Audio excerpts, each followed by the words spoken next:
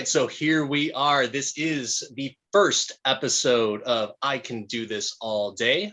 I am Dan, and with me is Mark. Say hello, Mark. Hello, Mark. We can do this all day. I We feel can. like we've done this all day before.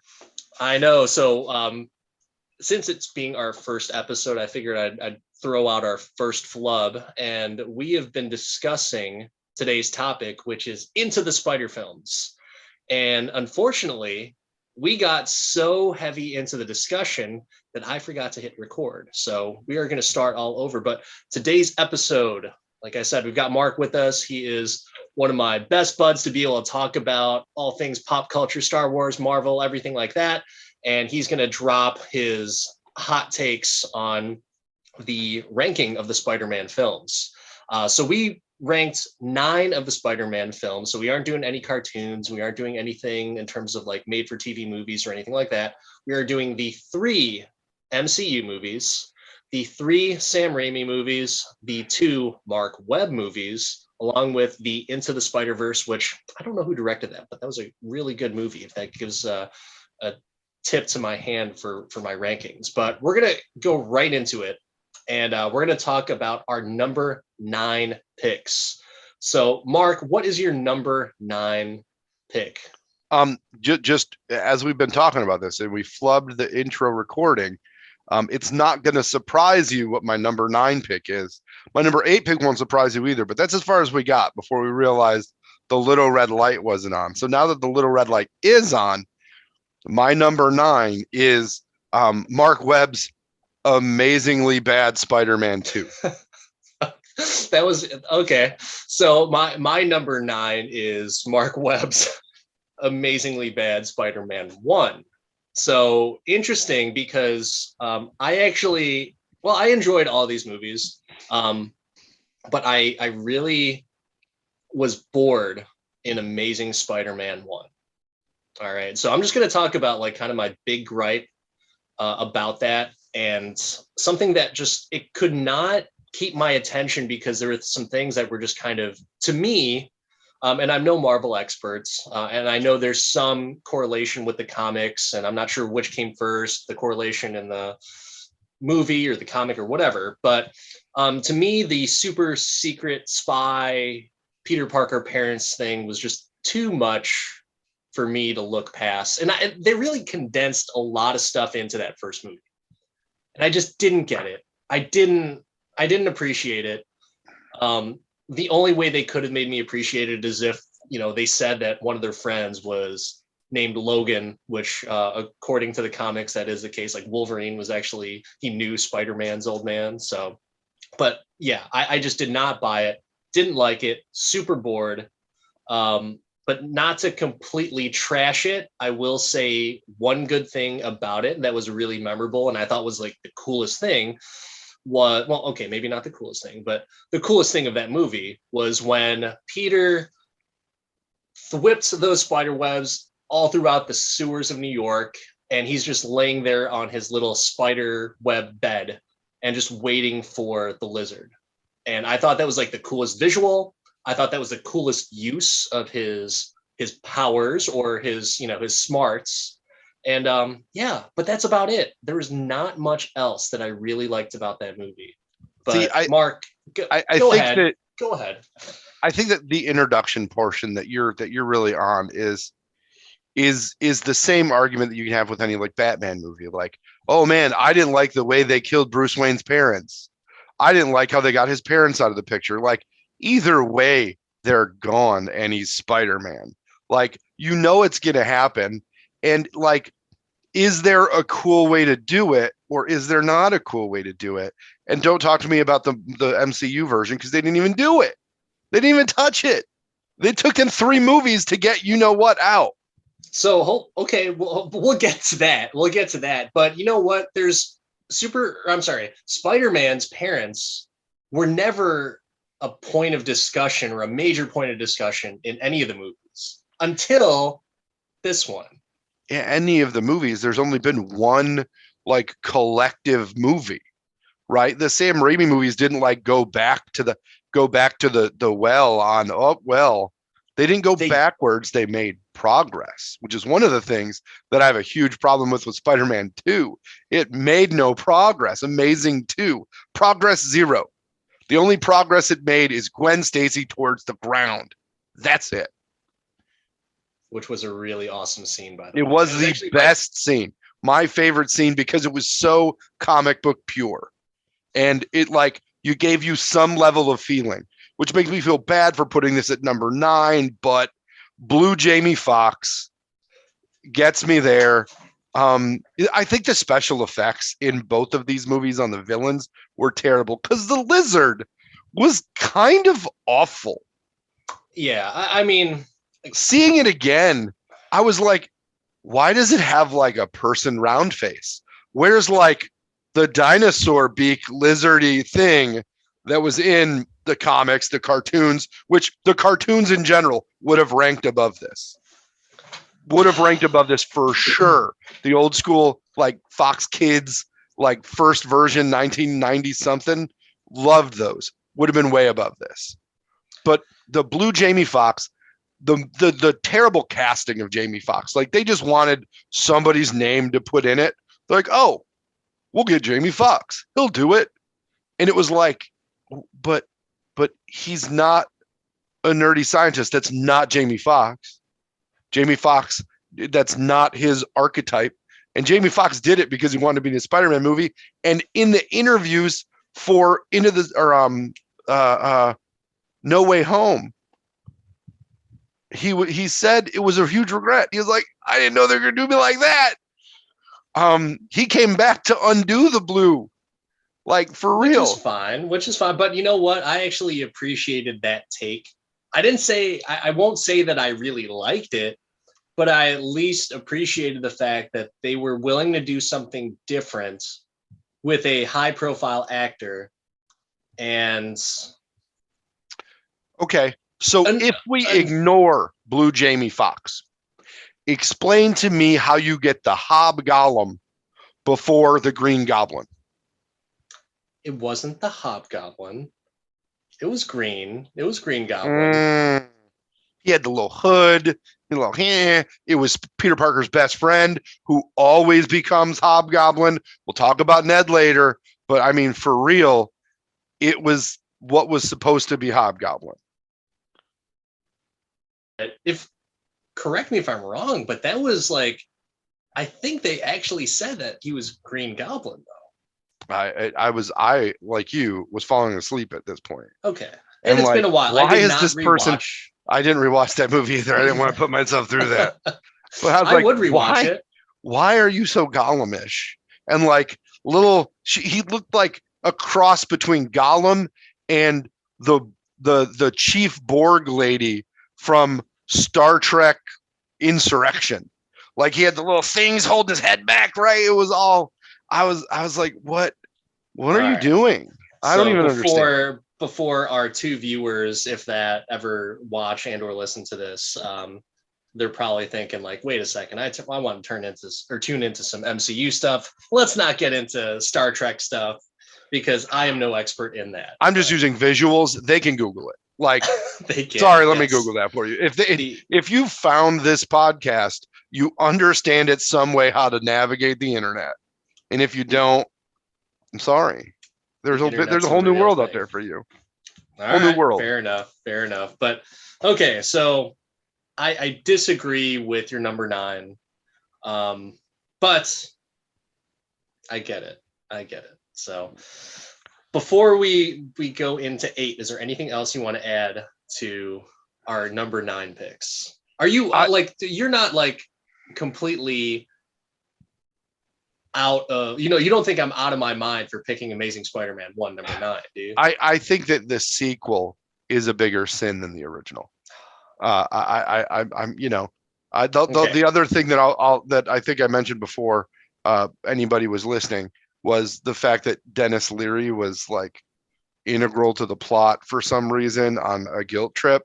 And what are you typecasting Dennis Leary for in this movie when in the comics she didn't have no policeman daddy? That's not how that worked. So again, but there needs to be some type of antagonist that is not a freaking 7-foot lizard, right? It can't just be the scientist 7-foot lizard. But there needs to be some type of internal struggle. And and as we go down this list, I think we'll see and kind of appreciate like some of the good movies, and I put that in quotes because I'm no film expert, but some of the good movies. And there is an Oscar winner on this list. There's an Oscar. We'll talk about that guy. There is an Oscar winner on this list. We'll talk about that guy later because, or maybe we won't. Maybe we don't want to get canceled ourselves. But anyways, so no, an Oscar-winning film, not an Oscar-winning actor. Got it. So the one thing I'll add to that, where there needs to be like an antithetical thing or some reason for guilt, or maybe I shouldn't be Spider-Man. How about my first attempt in movie 1 to do something good turned my closest mentor into a lizard. Oh, my attempt to ignore somebody and my actions as Spider-Man created an eel guy that was blue.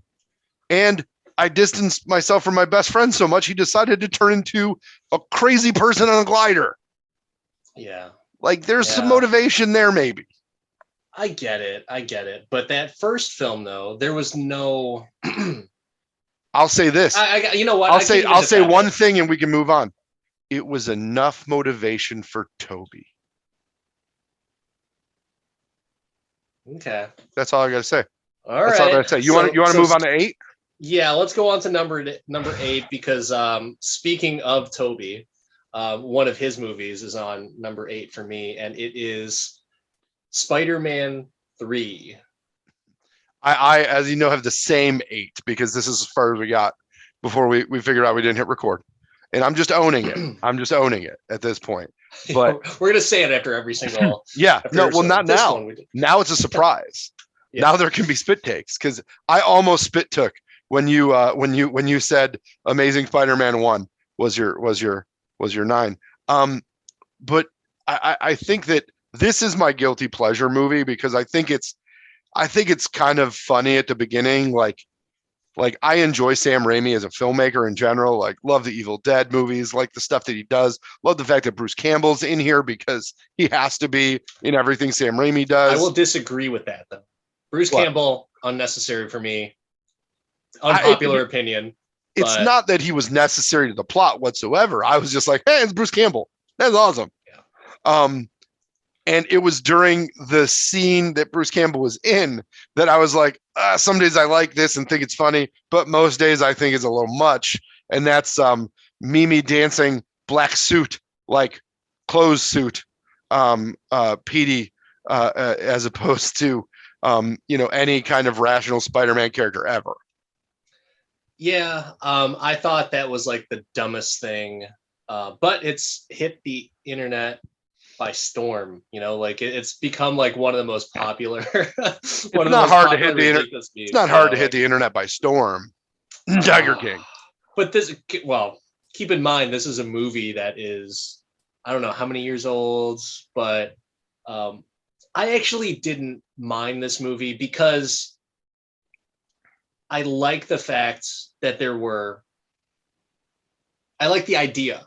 Let me rephrase. I like the idea that there were other villains in this movie. So Venom, face value, that is so cool. Everyone wanted to see Venom, right? Yes, they wanted to see the character Venom, not the anorexic Topher Grace Venom. I don't disagree with that. Not Gingy Venom. He was awful. He was god awful. And yeah, I think they just tried a little too hard. And if you do a little bit of the research and see like how Sam Raimi went on record saying like, no, that was an awful film.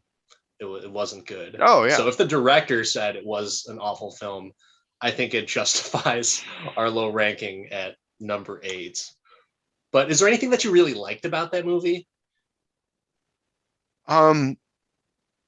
I still enjoy the castings, except for Topher. But Thomas Hayden Church as Sandman is really good. I So like Thomas him. Hayden Church, I like Sandman. Thomas Hayden Church. I like him. I like MJ. I'll say that a bunch, right? Love Kirsten Dunst in that movie. I'm a Toby fan. I'm a fan of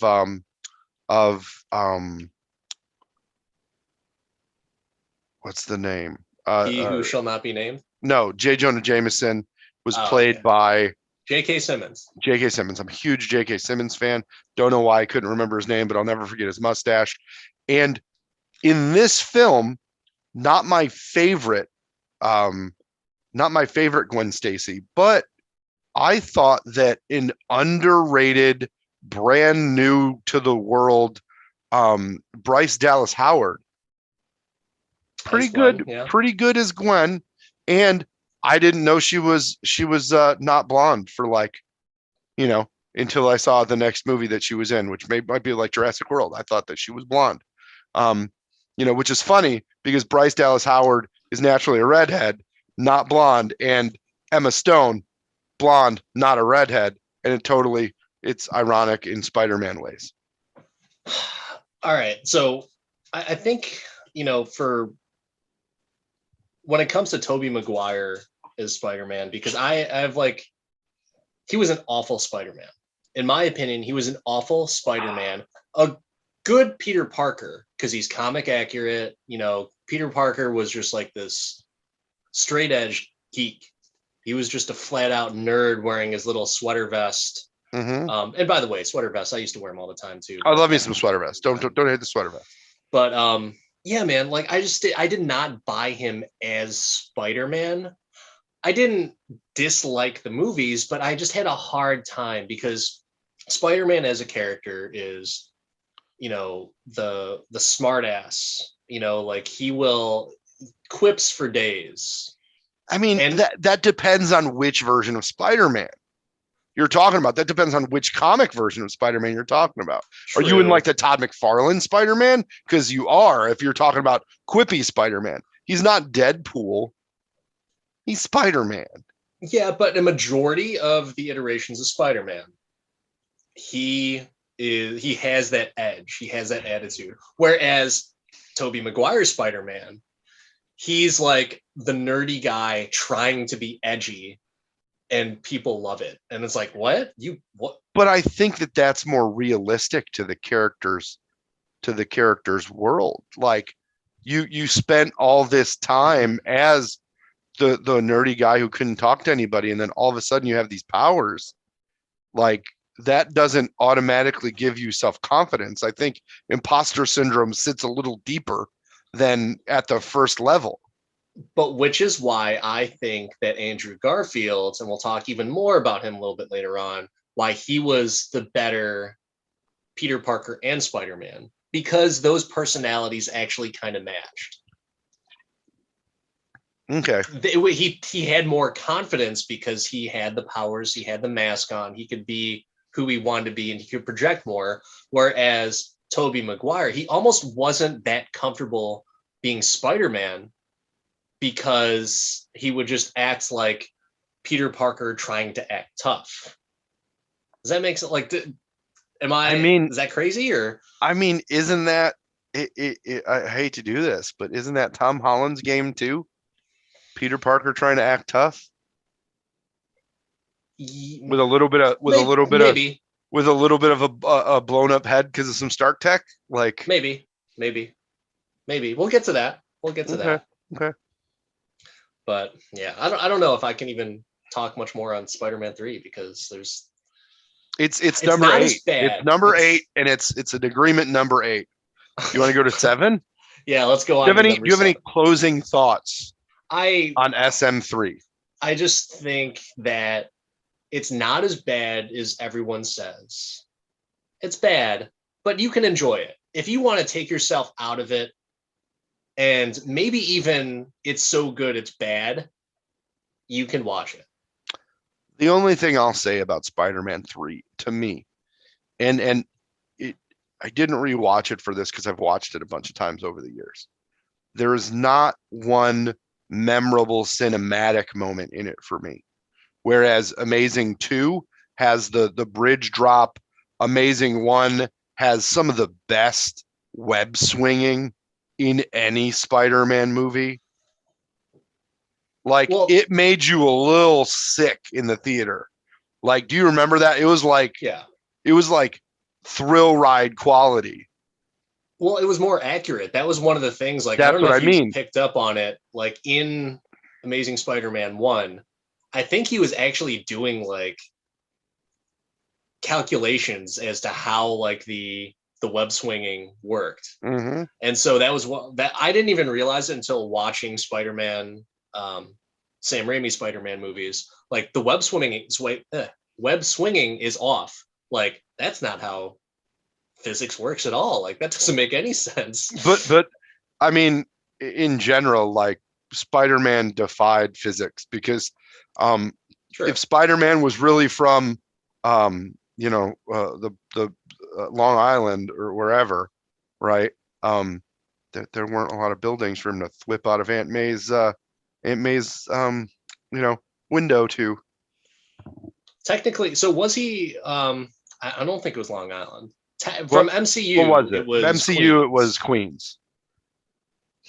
But I don't know if that's actually like. Sorry for all those Spider-Man lovers out there. Like Yeah. I'm not as balls deep into Spider-Man in terms of his geography. I know it's New York, but Yeah. But New York is so big, and not all of New York has skyscrapers everywhere. yes, Like all of Manhattan has it, but not the outliers. All right. Not the Well, outliers. As you know, having worked for a company based on Long Island. speaking of, shout out to Sleepy's, RIP. Did you know that Sleepy's is actually in, I think it's Spider-Man 2? It So, is. yes, It very, is. very cool. For any of those in the betting industry, you'll know what we're talking about. For those who are not, you'll just have to Google Sleepy's Spider-Man 2 and maybe. And just wonder why somebody would name something Sleepy's, but it worked. Yeah. It worked. Yeah. All right, let's rock on to number 7. All right, number 7, I will give you the honors. Oh, I don't know if you want to do this. We're going to start a ruckus. We're going to start a ruckus. My number 7 is Spider-Man Homecoming. Yes. Dude. That's right. You had me until you said Homecoming. Yep. Because my number 7 is Sam Raimi's Spider-Man. Oh, you need to leave. I will not, because I can do this all day. I will tell you as to why. Yes, you go ahead. Do you want to sell me on Homecoming being good, no, on Spider-Man being bad? I will. Okay, so it was a great movie. Great soundtrack too, by the way, even though Nickelback was on there.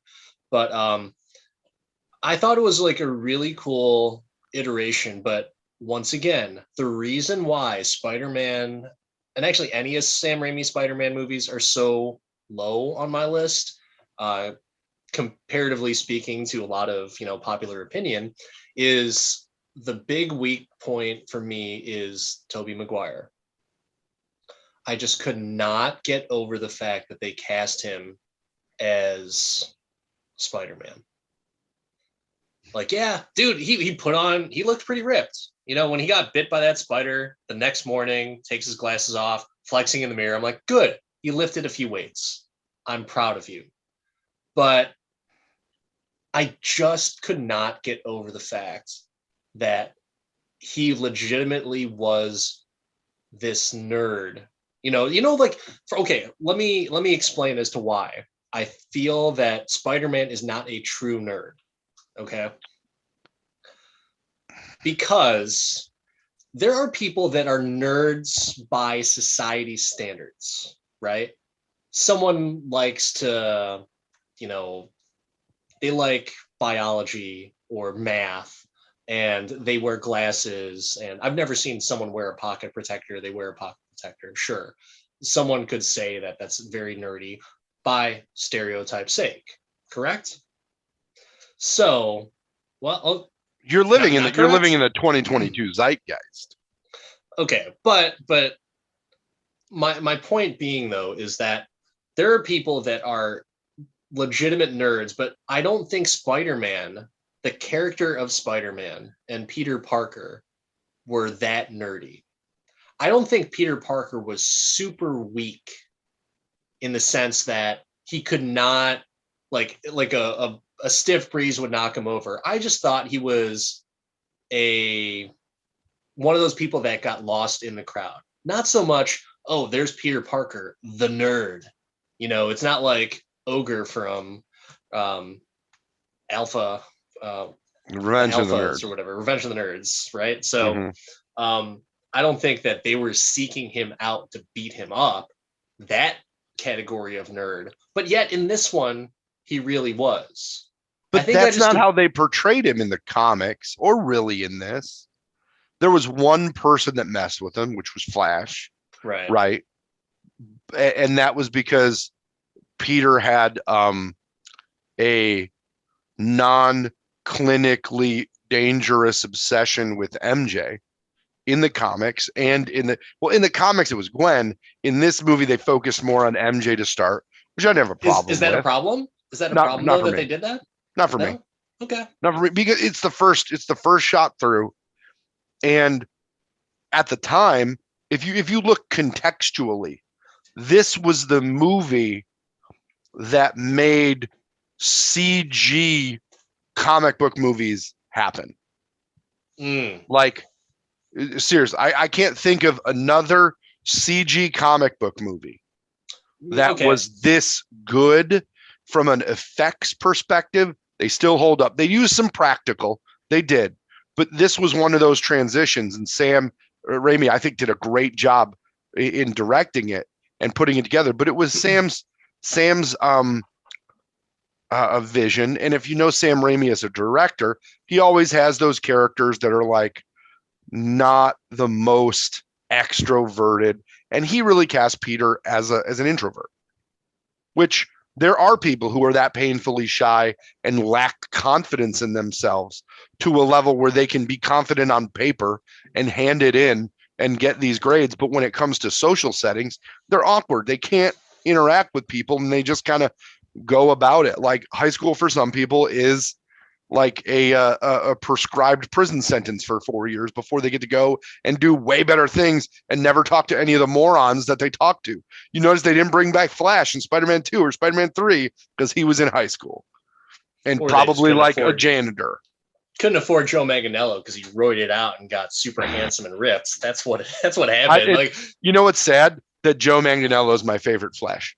But that brings me to Spider-Man Homecoming, to where you had an actual visceral reaction to all of the characters throughout Spider-Man. And I loved Kirsten Dunst. Loved Joe Manganiello was Joe Manganiello in the movie. It was fine. But you had Franco, who was good in this movie. Hold on, wait. But you're talking about Spider-Man, Sam Raimi Spider-Man, but your pick for 7 is Homecoming. My pick was Homecoming. Your pick was Spider-Man. Right. I'm dogging your pick. Okay. Because MJ was very true to the MJ character, where Zendaya, great actress, super multi-talented, like, generational talent. I am not a fan of this alternate character of weird millennialness. Just, it doesn't work for me. It's so outside the archetype. Like, it just for me. Ned, who the fuck is Ned? His best friend was fucking Harry Osborn. That was his best friend. Okay. And then your biggest protagonist in the first Spider-Man, you got fucking, oh my God, Norman Osborn in that movie was amazing. Willem Dafoe made that movie so great. So great. There's nobody that could play a supervillain with no prosthetics. Just put him on the screen and he's kind of a supervillain already. Like, didn't need the mask. He had a mask. So let's good. Be clear. He had the clunk, but again, you're in the transition between full CG and Tim Burton Batman, right? Being the only other option for superhero movies. So you're going to have some more comical costuming and paraphernalia. It's just gonna happen. The Sam Raimi movies got better at that as they went along, by the way. They did. Okay. Unlike the Right. Mark Webb movies that just got worse at it, but as they went along, like the Raimi movies progressed as the special effects got better. The Spidey suit was on point. Like, I don't have anything against the Homecoming suit by any means, but just the cast and the way it went together for Homecoming for me, and the I don't really like I hate to put any Michael Keaton movie in the bottom half of a top 10, but I loved Michael Keaton was my favorite part of Spider-Man Homecoming. And when Spider-Man is my favorite part of Spider-Man Homecoming, that means it belongs near the bottom. Okay, so let me go back to the villain portion of it. All right, so Keaton was badass as the Vulture. He was, and he There's wasn't no way really Keaton should have known how to use fucking Chitauri technology to build that. There's no way. There is zero chance. You're talking Stark tech needed to be used to defeat this from this guy who picked up garbage. That was his job. He picked up garbage. Oh man. Think about that. All right. Think about that. I'm thinking about it. That's like the Paul Giamatti Rhino that we didn't talk about in Amazing Spider-Man 2. It's that level of, huh? Well, I remember I did not say Amazing Spider-Man 2 yet, so that's further. That means up it's on my moving list. up in your ranks, not down. Right. So that's a little sideways for those Paul Giamatti fans out there. All right, but I will say that Michael, comparatively speaking, I think from a sheer acting point of view and character point of view, Michael Keaton's Vulture was the better villain compared to Willem Dafoe's Harry Osborn. I know that's another hot take. I get it. Oh, no, it's not a hot take. It's a steaming take. It's a steaming take. I'm pretty sure phenomenal. Absolutely, like Willem Dafoe is absolutely phenomenal.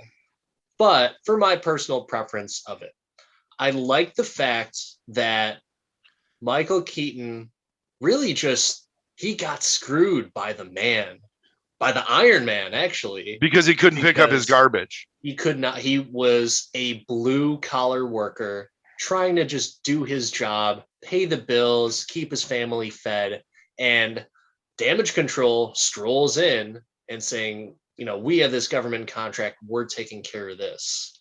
And so you're anti-capitalism. Well, hold on. But it's interesting, though, because that really paints like Stark as a even bigger asshole, besides the fact that he dealt with, like, he was an arms dealer before. Now he's taking away jobs from... He's not taking away jobs. He's trying to prevent the Vulture from happening. If Stark was more effective and kept that technology away from Michael Keaton, then there would be no Spider-Man Homecoming. There wouldn't be a movie. It'd just be boring. It'd be thwippy thwip with Zendaya. That'd be it. But no, he hold on. So back up, because it's on. So Tom Holland's Peter Parker actually liked Liz, which I don't even care less about that character. But it was cool, the fact that, so I appreciated the fact that they were able to show Spider-Man legitimately in high school, not a 20-something-year-old roaming down high school halls. It was a high school kid, a boy, that was struggling with his dude. Ned was like 40 in that crime. movie. Ned was like 40. I know, but the like, that's something that John Watts did like really great, is kind of capture that Breakfast Club vibe, that 80s movie vibe, and really brought forth like, oh, here's a spider kid, like a legitimate high school spider kid, and he's going to grow, mature, debatably, as the movies go on. But I really like Homecoming. I thought it was real like a super fresh take on it. And maybe that's why I liked Amazing Spider-Man as well too. Or I'm sorry, the other Amazing Spider-Man. But it was just a nice take that it wasn't. I'm not anti, like I don't want everything to be super comic accurate. I do like being faithful to the source material, but at the same time, this was being faithful in its own way to where it's like, hey, here's a high school kid that got bit by a radioactive spider. How is a high school They don't kid talk going to about that. react? They don't show that. They don't need to. They've shown But it in like no, five no, other it's not that movies. they don't need to. It's that they can't. The thing about this movie that you're discounting is it gets into the Spider-Man story a good way of the way into him being Spider-Man. He's not Yes. brand new Spidey. He's got the new Stark suit Spidey, but he's not. He had his sweatpants suit for a good amount of time prior I to wouldn't this say a movie. good amount of time. There's a couple of YouTube clips of him, with the bus and everything like that. Right, But but he's been able to accept the powers he's had. no, he hasn't been able to accept his. Okay, well, and maybe he's been He's able been to able to accept his accept him more than powers. Tobey Maguire. Yeah, yeah. So I think he's you're able to. annoyed at the beginning of the hero's journey. You like to get in the middle of it. Well, when you've seen the hero's journey like twice before, not including like the cartoons and That's all the that reboot, stuff. man. That's the beautiful part of the reboot. That DC does that all the time. Yeah, I know. And why do you think DC movies suck? Because they can't pull Marvel directors. Oh, rough. Mm, They pulled James Gunn, and that's another episode. We'll talk about oh DC trash later. yes. There's some that series is going to come out. We can have a whole Peacemaker Suicide Squad conversation, but Yes, we can. But so okay, like let's let's go back a second here. Like on a scale of 1 to 5 or 0 to 5, if you think a movie deserves a 0, 5 being like absolutely can't miss it, 3 being I could watch it, I don't care about it enough, like 2, 2 and 1, like no, don't watch this, this is a complete waste of your time. Do any of these movies rank below a 3? I will say I haven't rewatched any of them in since. So it is now January 6th of 2022. We have been in quarantine or some level of COVID for almost 2 full years, which gives a lot of rewatch time. None of these movies have been rewatched by me whatsoever during that time. Interesting. Okay. None of them, including Homecoming, because it's annoying. Oof. I think that's so wrong. I really think you're so wrong on that. Well, I think you're so wrong for putting Spider-Man there. Yeah, I know. That's a unpopular opinion, but like I said, man, Tobey Maguire, I just have this that he's my least favorite in terms of all the actors that have portrayed Spider-Man, including Japanese Spider-Man. So all right, but anything else on Homecoming or Spider-Man? Anything that you really want to like just get out there in terms of either of those movies? I'll have more on Spider-Man when it comes up in mine, but Homecoming to me just it was if you didn't have Iron Man in that movie, it didn't stand up. Like they needed to bring RDJ in to give it any level of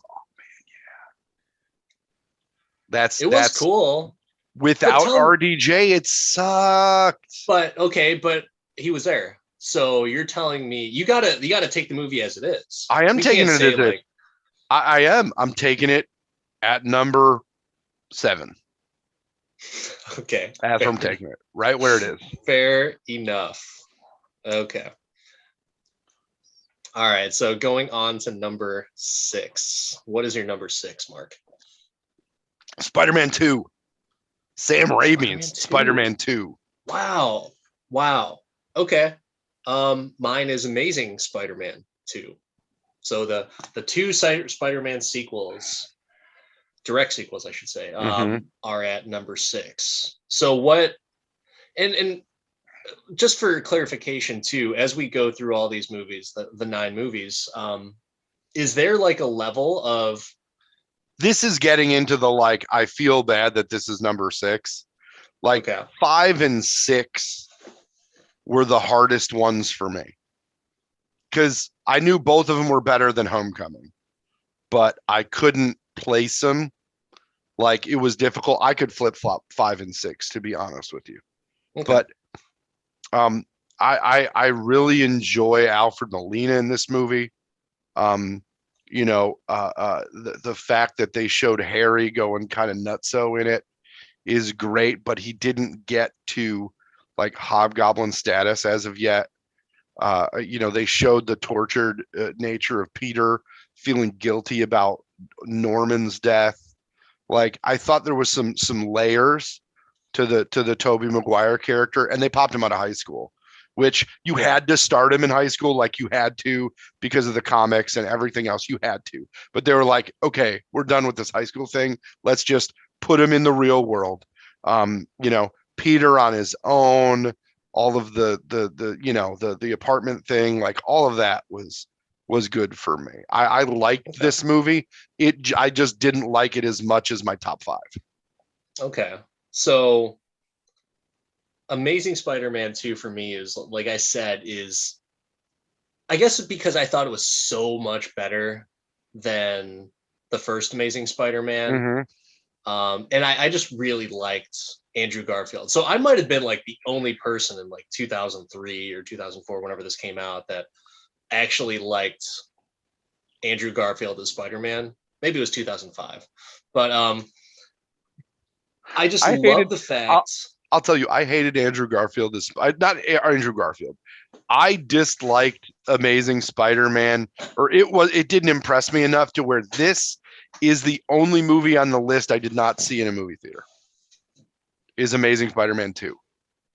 So Amazing Spider-Man 2, if you can see this cup here, I actually went to the movie theater, and so on or around May 2nd. I love it. Yes, May 2nd, 2014. Whatever it was. 2014. Okay. Wait, 2014, really? 2014. Wow. Doesn't that seem like it should have been better because it came out fairly recently? Well, you hate Amazing Spider-Man 2, so I don't know. That's you what I really mean. Don't couldn't they have done better with Jamie Foxx? They could have. They had the technology. You know what came out before 2014? Like half the MCU awesome movies. Like 2 Iron Man movies came out before this, and they couldn't do better than blue Jamie Foxx. They had to make him look like a waterlogged eel. The funny thing is about that is, like, you almost think that Sony, before like Kevin Feige got involved, was like DC in a way, like how DC movies are now. Like, they were trying to compete, and obviously they really did this, like Amazing Spider-Man, to keep the rights for Spider-Man, because it's like, hey, either make a movie or the rights revert back. And they, instead of going forward with the Spider-Man 4 with Sam Raimi, because Spider-Man 3 was awful, they decided to reboot. But like I said, I really liked Andrew Garfield's take on Spider-Man, but I also just liked his Peter Parker because it was a more realistic of the teenager of the time for me. And the fact that you had Jamie Foxx, granted that was a shit role, but Jamie Foxx itself, he did good acting in it. I mean, he did. Jamie Foxx doesn't do bad acting. There's horrible direction on character, which I put squarely on Mark Webb and the 3 different screenwriters that had a swing through that. Alex Kurtzman, Robert Orsi, and Jeff Pinker. Like, I blame them. Hey, don't mess with Jeff Pinker. All right. The first movie, the story was by one person in James Vanderbilt, and he also worked on the screenwriting for Amazing 1 and Amazing 2. He was not involved whatsoever. They had to give him a story credit. So there was a complete differentiation in the writing of that movie. So I'm under gonna the guidance of Mark Webb. I'm gonna nerd out. Not even Mhm. nerd out, but that's the wrong term. I'm just gonna be like super stupid for a second. And you said James Vanderbilt. James Vanderbilt. Okay, as you were saying that, I was like, you didn't get the full name out. I was like, holy shit, James Vanderbeek wrote. No, the I mean, Dawson had nothing to do with any Spider-Man movie. I think I would have liked Unfortunately. it so much more. I would have Yeah, liked it so yeah. much more if Dawson Man, if they would have was in grabbed it. the Dawson to be like the lizard, it would have been great. The Dawson as Electro probably could have been better. I don't want your life. I'm electrical. Oh man, James Vanderbeek. When he watched this, gosh, just Yeah, when really, totally really big when. fan of Yeah, your the work. Dawson strikes me as a huge podcast connoisseur. Yes, yes. Um, but yeah, man, like I just enjoyed Amazing Spider-Man 2. And like going back to, and I'm going to get into this more as we go up our list or down our list, whichever way you want to look at it.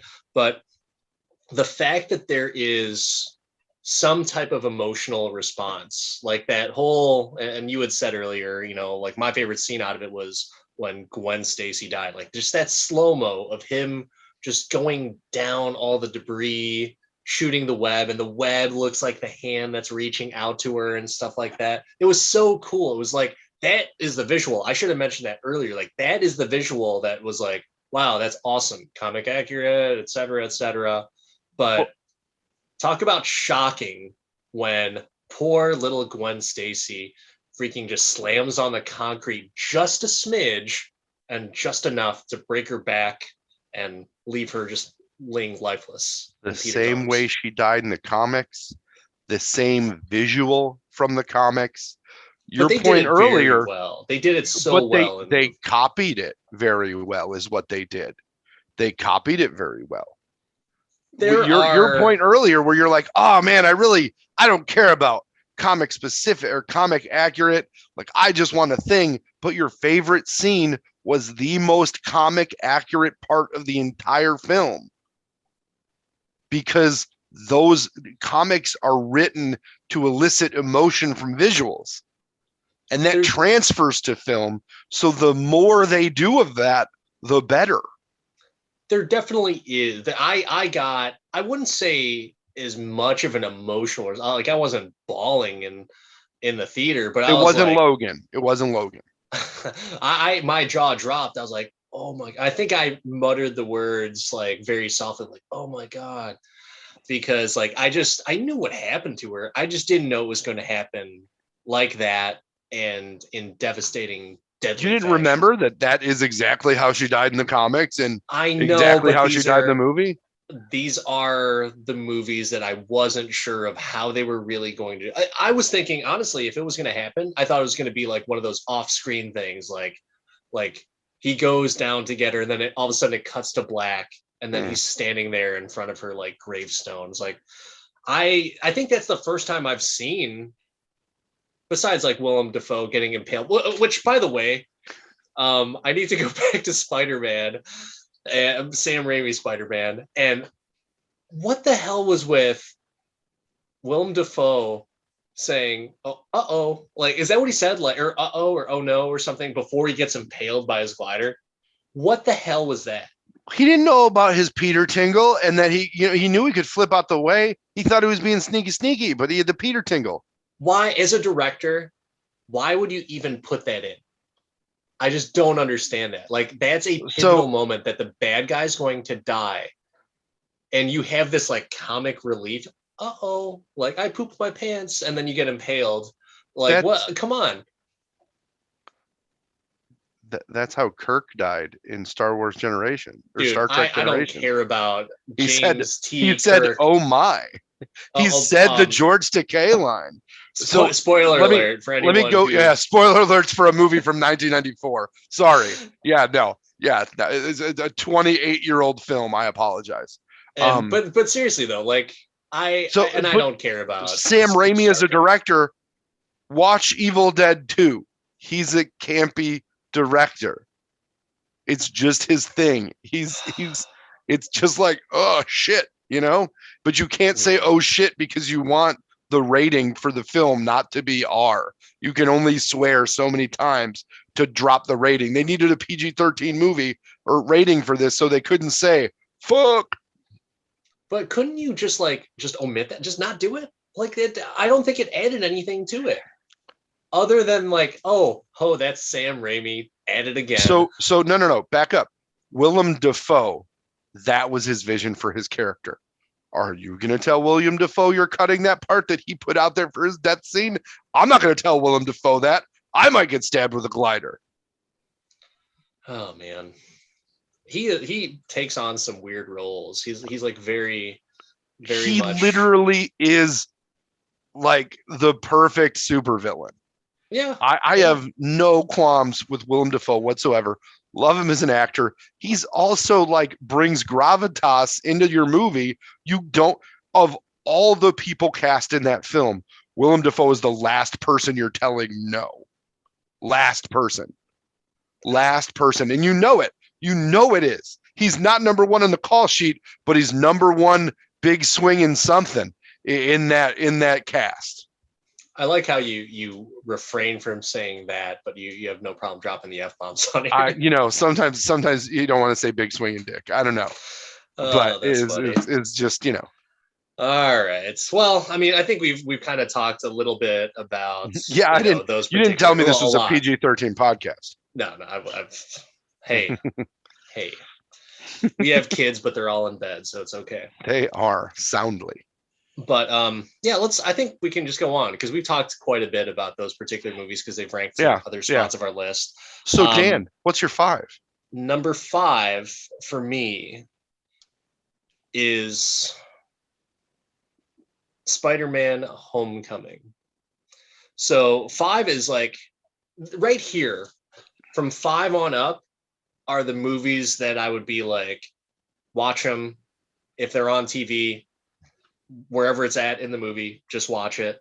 I just really thoroughly enjoyed it because I was so let down that they didn't pick up another Amazing Spider-Man. I was never wild about Tobey Maguire's take on Spider-Man. So I thought it was really cool. Like I said, and part of it is like the whole, wishing I was still young again, so it's kind of cool to be able to see like, oh, you know what? I think I relate to this because you know what? If I was Peter Parker, I might be doing the same exact thing. Or, hey, Ned, I might be doing the same thing, still playing with toys when I'm in high school. So I just thought it was kind of cool that there's like an essence of youth there, and true youth, not, like 40-year-olds playing high school students. I'm not saying that was the case for Spider-Man, but in so many other movies that is the case. Like that, like 21 Jump Street, like you look like you're 40, like that's type of thing. But I thought that was really cool. Vulture being one of the best MCU villains in my opinion. It was just really cool to be able to see someone that is not, like, hey, what's wrong? That guy isn't doing anything wrong. He gets screwed by the system. And because he gets screwed by the system, he's going to take a little bit of a shortcut, a little bit of a detour to be like, hey, okay, I'm going to try and make my money and take care of my family. And that's what happens. I mean, that's what happens in the real world, like whether it's dealing drugs, whether it's abusing company resources, things like that. That's something that happens all the time. And so I appreciated that they did that as a take for a villain. And I put that in quotes because is he a villain or is he just a guy that was trying to eat and feed his family? No, he's a villain. Stealing is wrong. He is. Stealing is wrong. Being a mechanical engineer and a garbage man is also like a waste of resources. But again, you've heard my take on that. Like it makes no sense. Yeah, that he built that. No sense. Fair enough. For me, number 5, and this is the borderline. Number 4 and up for me are the ones where I'm like, I'll watch this from wherever. But number 5 is the first Mark Webb Amazing Spider-Man. I'm a sucker for an origin story. I enjoy the cast. I like Garfield. I like Emma. Or no, not Emma. Yeah, Emma Stone. Yeah, Emma Stone. I enjoyed the human actor, Reese Ifans. that they used for Connors, like it made sense to me that he could be that like brooding scientist. Like the CGI was shit. Yeah. But I'm not going to blame this. I'm not going to drag the movie down because of the CGI. I thought they captured the story of the Lizard as a Spider-Man villain, as an early Spider-Man villain, very well. They did the origin well for me. You know, I liked that they explained the web stuff very good. It's like, oh, I took this and now I just reproduce it. Like that was fine. That made more sense than um, organic creation or secretion, which I am not faulting Spider-Man for. It as just they don't want to get into that. But I liked this movie in general. I was a fan, and I So probably would watch it if it was on. I haven't rewatched it in a while, but I definitely, like I said, I enjoy the I like a good origin storytelling, and I think they did a good job with the origin piece here.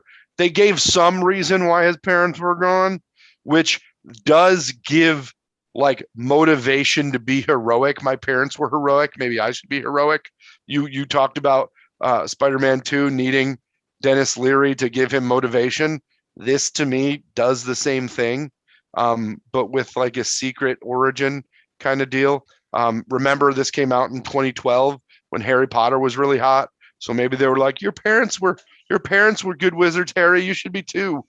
Who knows? so you don't think though that kind of takes away from some of his comic book origin to where Uncle Ben was more the influence on him? He still got the quote.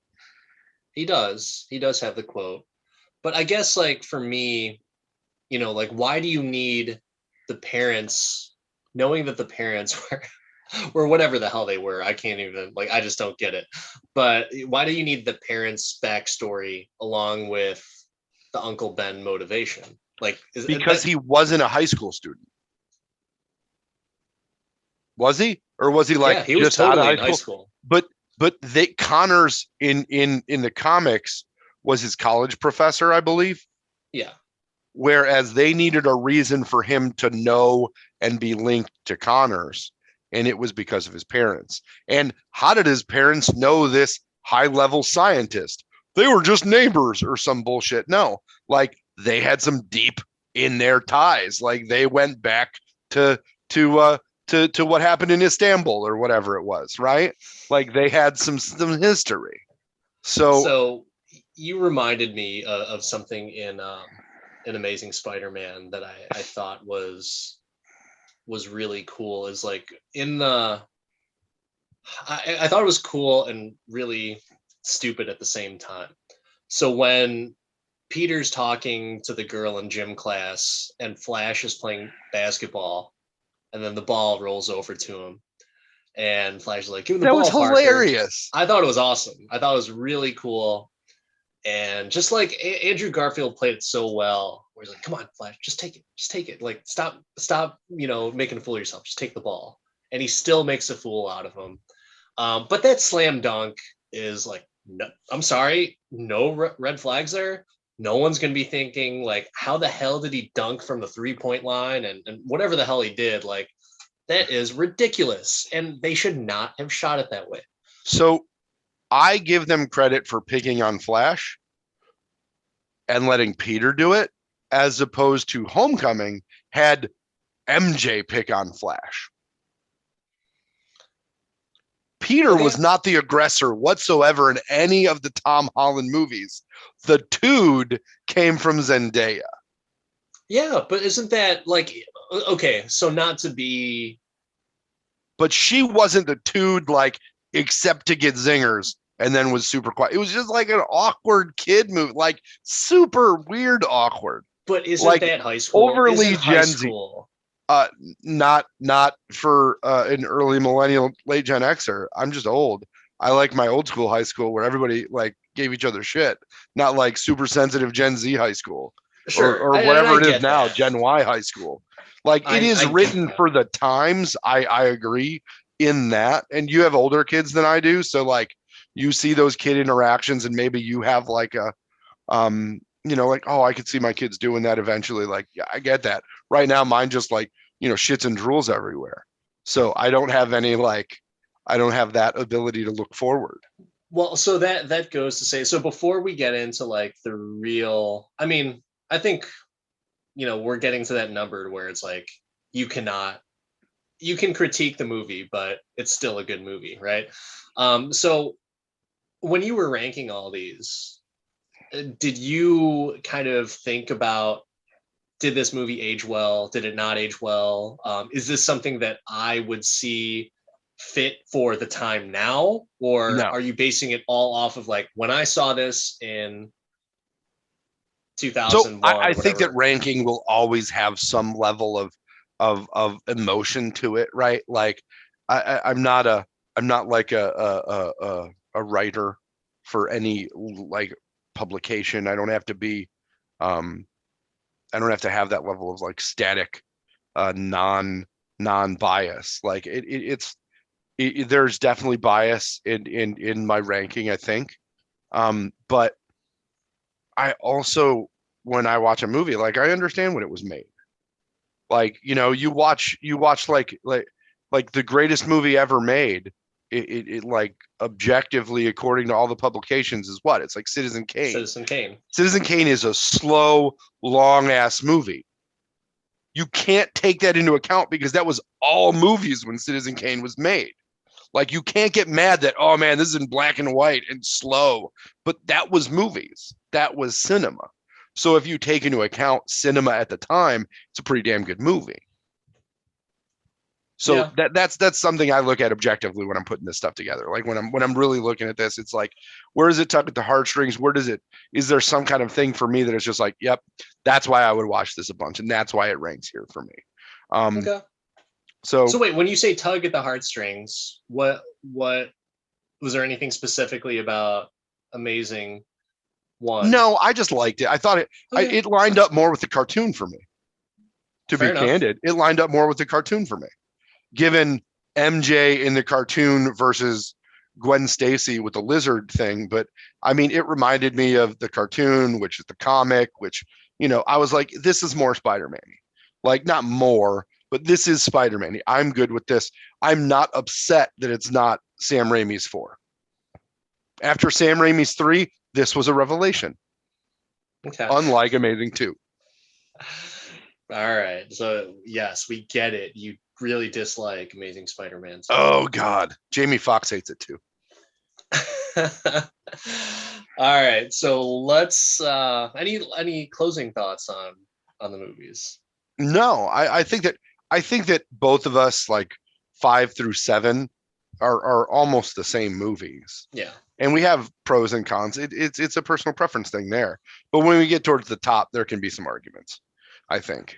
I think so because I'm pretty sure like based off of my takes on the lower ranked movies, I've got some stuff for the higher ranked ones that might just be ridiculous in your opinion, and maybe someone else who's watching this. But Who knows? all right, so let's go on to is it number four? Number Four 4. now? What do you got for 4, Dan? Number four. I did a flip flop on this, Like but I mid think podcast or? well, I'm gonna stick to my guns on what I originally thought because I went back and forth between this being number four or number three, and I really think that Far From Home is my number four. It's my number 4 too. Okay, I really Same. liked it. I really really liked This it. is one of those like I'll watch it from any place in it. Yeah. This is one where they use the MCU characters more. It's a follow up to what might be like the best or one of the top 3 comic movies of all time in Endgame. Like they use the RDJ character as a heartstring puller, not as a look, we put in Iron Man. That's what you like, right? Like Homecoming. It gives John Favreau's character depth, and I Yes. thought Gyllenhaal was great. The tie back to what was it? To Civil War Civil War. was amazing.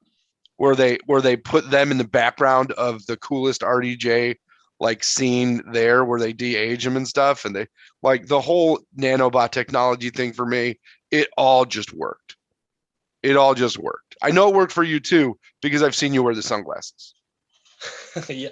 I think there's no. I only have the one pair of sunglasses. I got like another one. That's like the Stark Iron Man 3 glasses or whatever. But so yeah, like Not a something dig. that They just don't work for my big head. so something that I really liked about that movie, and I think with John Watts's tone overall, is that it can go from playful to serious, um, very seamlessly. You know, like I think it's just a very good balance of everything. But tell me, tell me you were not cracking up the second that the movie started when they were playing "I Will Always Love You" by Whitney Houston. They're doing like the little montage. They hit it So funny. right from the beginning. It's so good too because like you're thinking like what the hell is going on right now, but like I couldn't help but chuckle.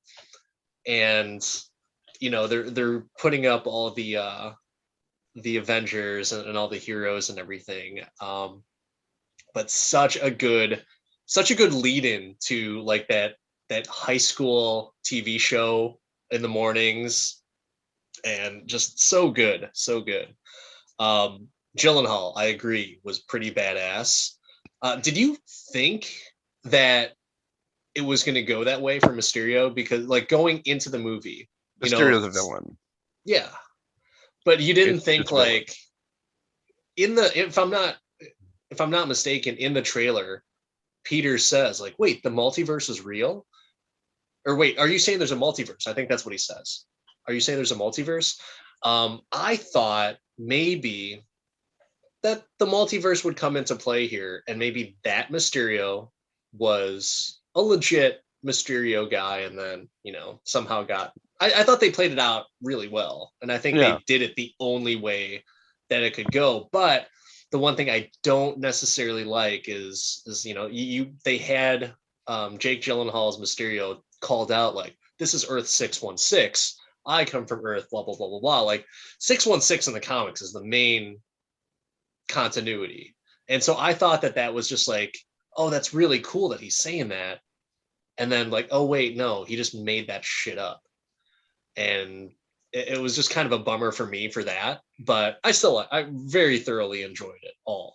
I thought the writing on it is the reason it was so good. Like, you know, they went from 4 screenwriters for Homecoming to 2 for Far From Home and No Way Home. And they both in for the final 2 movies, they did the story and the screenplay, which is Chris McKenna and Eric Summers. Chris McKenna was a writer on like American Dad and Community and the Mindy Project, like a really smart writer who gets jokes well. The other 2, the story for Homecoming was Jonathan Goldstein and John Francis Daly. John Francis Daly was actually an actor on Freaks and Geeks. Um, and Jonathan Goldstein did work on the PJs and the Gina Davis show and Four Kings, like the New Adventures of Old Christine. It was like a Okay. more, uh, it was a less slappy humor. Like American Dad and Community are aimed at a certain area, their jokes, and that's the area that Far From Home and No Way Home hit consistently. They use the talents of um of why am I spacing on Spidey's name? Tom Holland. Yeah, on Tom Holland's. They use Tom Holland's talents. They know how to write for him, and I think that it goes off much better. I like Tom Holland Spider-Man in this movie considerably more than I do in Homecoming because he is like a seasoned hero dealing with what he dealt with before, fame, all these things. Like Tom Holland owns this movie. Yeah. Um, I thought it was really cool though too, because of the fact that you have there's still that element of he's still just a kid as well. And they do such a good job of that throughout the MCU movies, is that it's not just like overnight. And that kind of is a little bit contradictory to what you're saying, but at the same time, like there's still a logical progression. It just isn't like overnight, like I'm Spider-Man, I'm badass, whatever. Yeah, but Tom Holland plays naivete like William Dafoe plays crazy villain. He's just like, oh, gee, shucks, like, but good at it, like in a way that's believable. And he plays humility like nobody else. Like that's a big part of Spider-Man. He's not like cocky and just like, yep, Spider-Man here. He's just like, oh man, near friendly neighborhood. Oh, I don't want to take on the world. Do I have to? Yeah. Why can't I just be Peter? Why can't I just go small town? For what, let's talk about like the biggest, if you could pick like the biggest gripe about that movie, what would it be?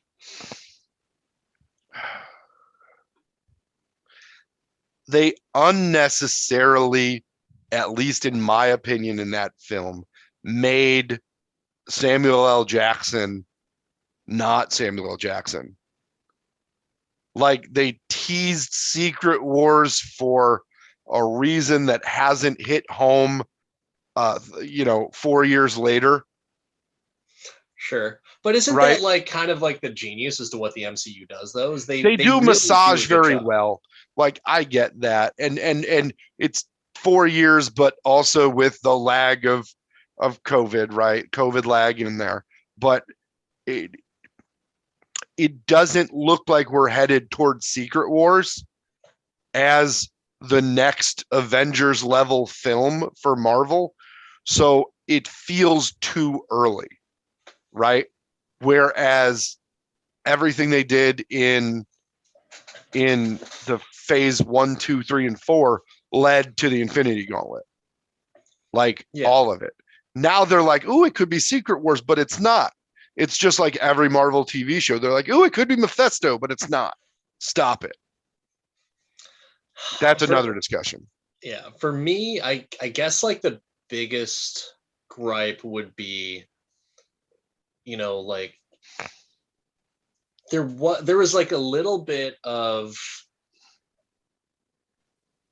I just got so irked by the fact that these drones, the Stark Tech, was just that advanced that people just couldn't see past that. Like, really, there's not just like a whole bunch of fucking drones just sitting there crushed up on the ground, like where someone like, Adrian Toomes picked some of that stuff up. So no one else like picked that stuff up and thought twice about it. Like at the end of that movie, it's once again, they do a callback to the first one where Aunt May says, "What the fuck?"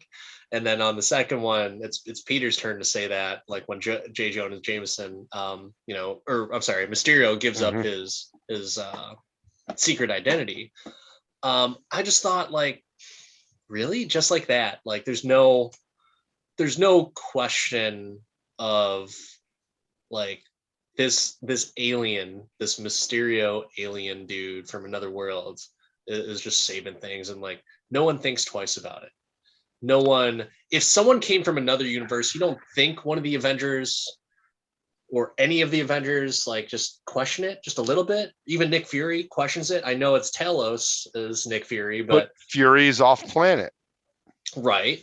But what Talos Avengers were be like, hey man, what Avengers were left? Talos was like, oh no, we got this handled. Talos thought Mysterio was a good guy.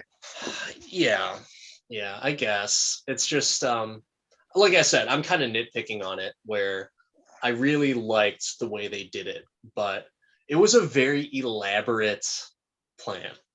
That was like Ocean's 97. But it was good. It was, but it.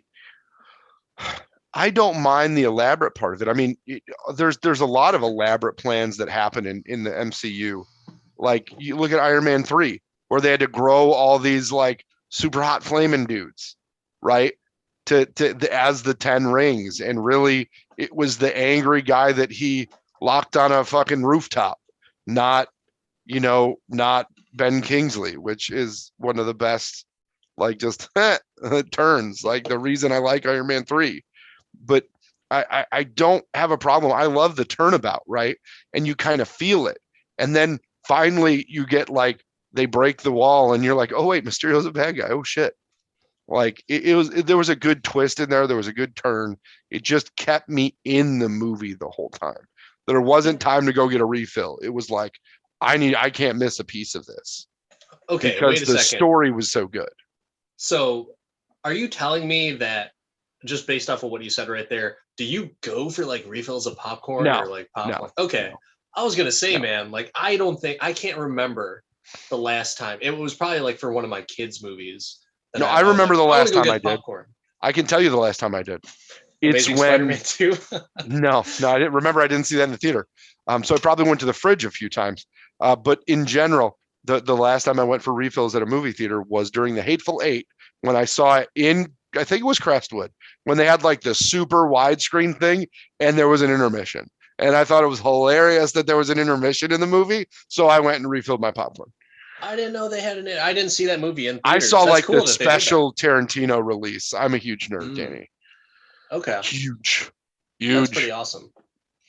I think they should bring intermissions back because I don't know. I think it's just Dude, I don't know, man. When movies are like 2.5 hours long, No Way Home, like I got to get back to where I left my kids. So if there was another 30 minutes, that person might not have agreed to watch that baby. So now that's I'm just true. like, I don't know. You can't. Maybe they take out of the 45 minutes of previews some intermission. Like Yeah. maybe I eat my popcorn during the previews and go get it refilled before the movie starts. Yeah. Fair enough. So All we right. So agreed on number 4. yeah, 100%. It really flip flop. Should we go on to number 3 then? I think number 3 is where we're going to start arguing. Okay. Spider-Man 2 is my number 3. Spider-Verse is my number 3. Get out. I will not. Wow. Okay. I'm just trying to process what you just said. So Spider-Verse. And okay, I guess I can sort of understand it. I'm not a big animation guy. Growing up, if you asked me to watch a cartoon movie in the theaters, I would be like, sorry, that's kid stuff. I'm not wasting my hard-earned 750, 725 to go watch a cartoon in a movie theater. But I What was about at home? super. I think I've changed as I've gotten older, because there's like an appreciation for the animation, there's an appreciation for the voice actors, and the stories have just gotten better, and like the acting's gotten better. So it's like I enjoy it now. I think the last animated movie I saw was Sing 2, and that's That's actually recent. just like a couple weeks Yeah. ago. Very good animation. Very good Mm-hmm. animation, by the way. Everything else, but good I animation. so this movie, I'll tell you when I first saw it. I saw it in a theater. I saw it when I was on the road because I had the AMs or I had like Movie Pass Oh, back when, yeah. if you remember Movie Pass, which was around when this came out. My wife probably wouldn't have gone to see this in the theater because she's not a big like cartoon person. I will Yeah. watch anything animated. All of the Star Wars, Clone Wars stuff, the new stuff, the Bad Batch stuff, all of the animated stuff, I'll watch it. I will. I don't care. Like I'm not anywhere near embarrassed that I watch a lot of cartoons. Um, so I'm totally good with animation, and this was like really good.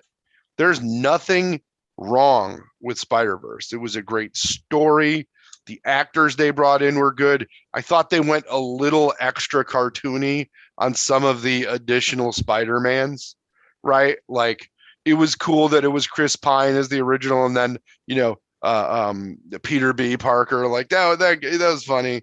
That got me. But like the Nicolas Cage Spider-Man, Spider-Ham, the little anime girl in the spider thing, like that's where it was just like you're getting a little okay, we're going far. I get it, they're all a team, they came back. So that's where they lost me because they went a little too deep, but the overall story of it was great. I love the introduction of Miles Morales. I love the relation between the villain and the main character. I love the fact that they introduced Aunt May, but it wasn't his Aunt May. And like they got so much of it down. Love the Jordans. One of the biggest disappointments when I didn't get the draw for those Jordan 1 Spider-Verse Jordans. And they're insanely expensive now, so I'll never buy them. But they are some tight shoes. Like I love that it got my love of footwear in there too. Like, so there's a lot of great in this movie. I don't have any gripes about it. It's just 3 for me because to me there are 2 that I like better.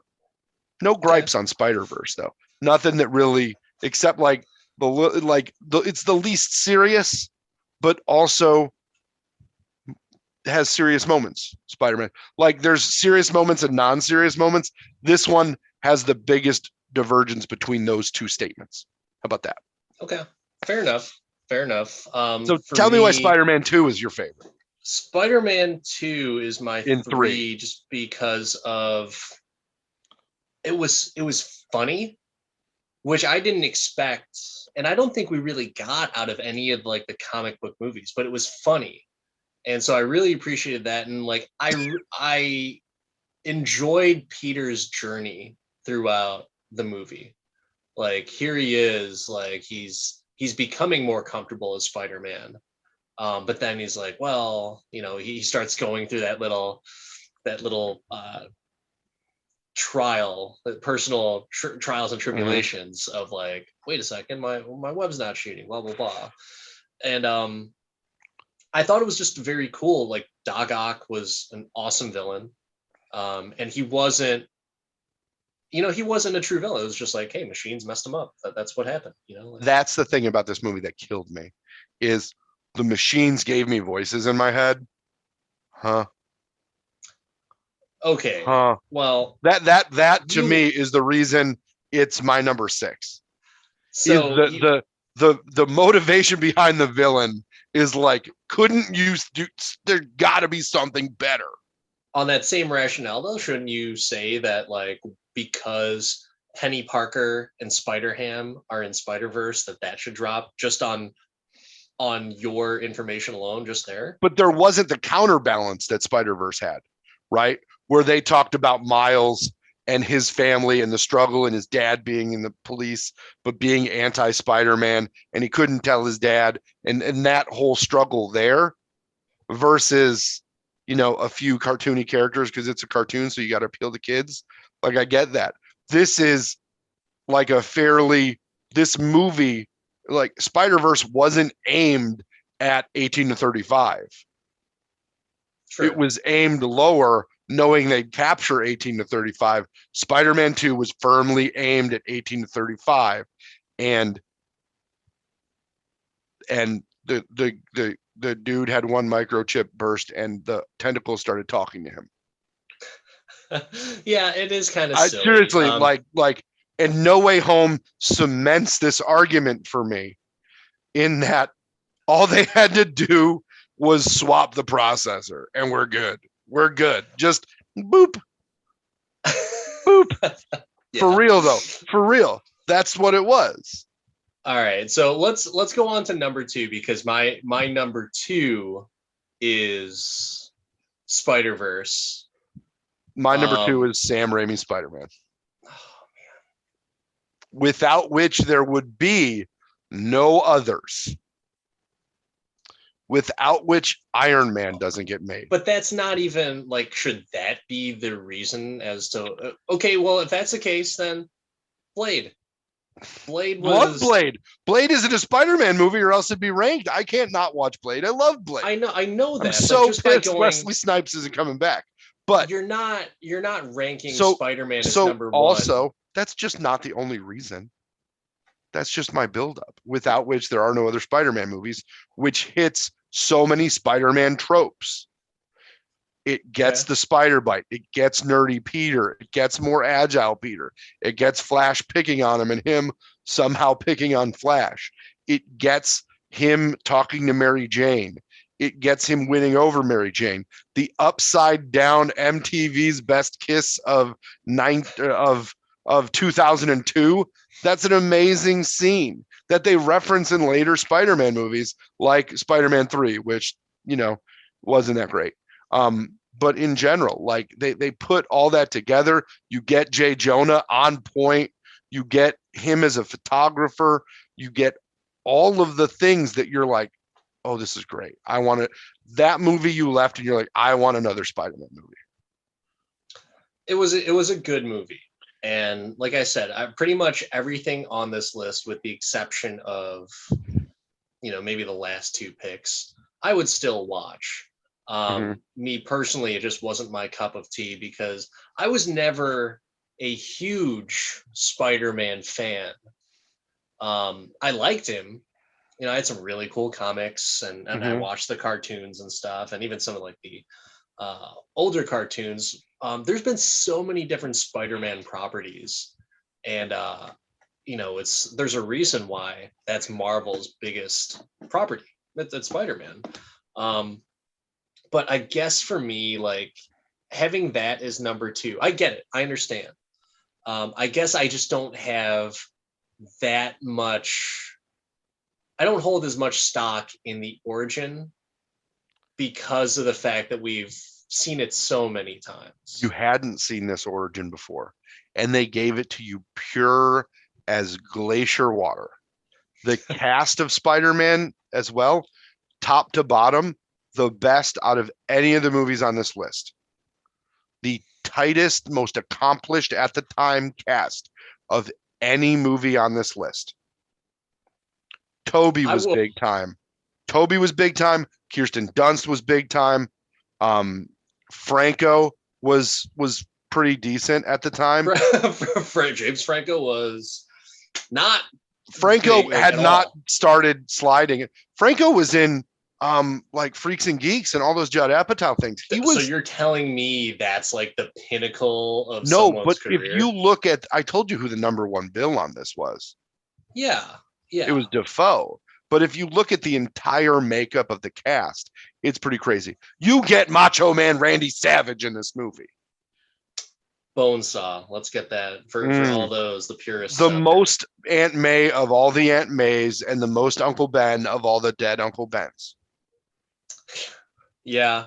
No, and I get it. And you know what? Kind of hearing you talk about it kind of maybe bumps up a notch on my list, goes from number 7 to 6. But I don't know. I guess I just like some of the modern takes on Spider-Man. I watched it. I watched it in theaters. Mm-hmm. I think it was like twice I watched it in theaters. I think I saw it more than once. I saw it I remember specifically when I watched Spider-Man at home, because one of my buddies had a pirated copy of this, a pirated DVD, and we were watching it, and I think I was going through like a breakup or something at the time, and so I was watching it, but I wasn't like 100% like into it. So silly story, I chugged like 3 beers in a matter of 5 minutes, and I'm not a big drinker, and I think you knew that, but I don't think I've ever seen you drink a beer.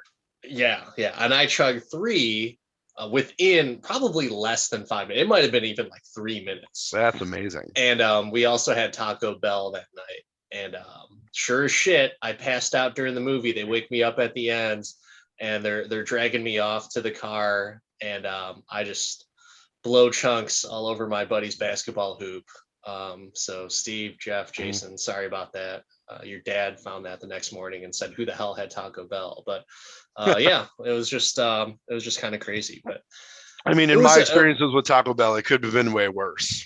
It could have been without beers that I threw up on the basketball hoop. But yeah, it was a good movie. I don't find it doesn't strike with me like the whole. So one of the things that I said I was going to talk about earlier is like some of those the emotional response that I get from movies. I think that's now what I kind of judge movies on is, do you get an emotional response? Whether it's angry, sad, or perhaps move to tears. That's one of the things that to me now I appreciate, and it automatically like leapfrogs other movies if I get that type of response. So going back from my list, from 4 up to number 1, I got some type of reaction from those movies. And Spider-Verse, dude, for a cartoon, I thought it was kind of crazy, like when Peter B. Parker is, he's dangling there, Miles is holding him, like, how do I know I'm not going to mess it up? And then Miles comes right back to him with that phrase. I'm like, dude, that's awesome.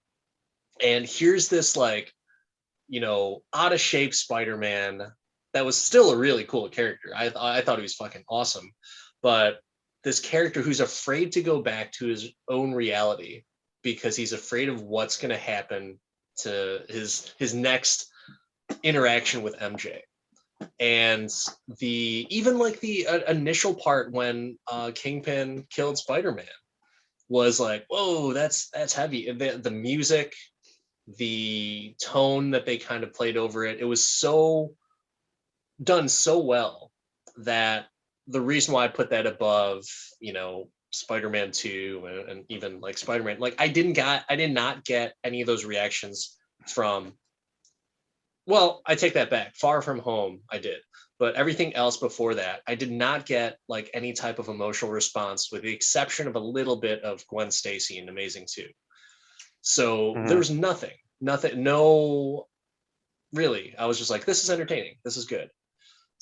Yeah, that's where the Sam Raimi one hit me. Like, I remember seeing that movie. The first time I saw that movie was in theaters in Bolingbrook. I didn't even buy the tickets. I was working at Joliet Junior College in the computer labs with all the computer nerds, and they all bought the tickets, and we went as like a group of 8 to a midnight showing of this movie.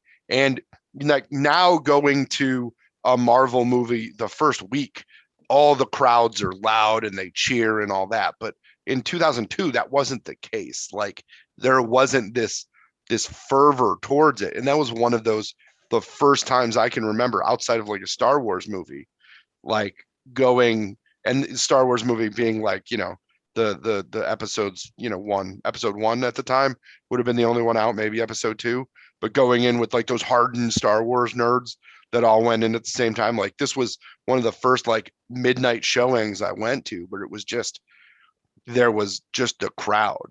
And that the crowd you see it with just steps it up to another level.